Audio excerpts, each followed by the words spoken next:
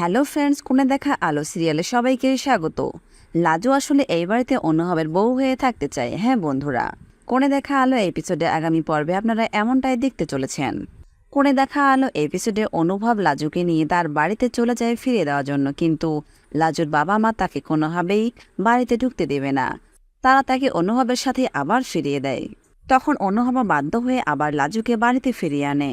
এরপর ঠাম্মি লাজুকে বলতে থাকে, তুমি তোমার বাড়িতে জানিয়ে দেবে যে তুমি এই বাড়িতে নিজের পরিচয়ে বউ হয়ে আছো।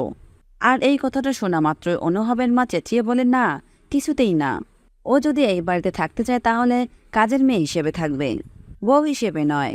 এরপর সে উঠে দাঁড়িয়ে লাজুর গায়ে হাত দিয়ে বলে, এই তুমি কি চাইছো? কি তুমি কি এই বাড়ির বউ হতে চাইছো নাকি?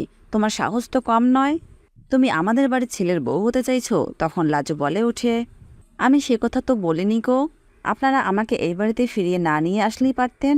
আর এই কথা শুনে অনুভবের মা আরও রেগে গেলেন।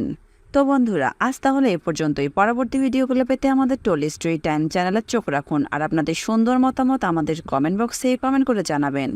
ধন্যবাদ সবাইকে।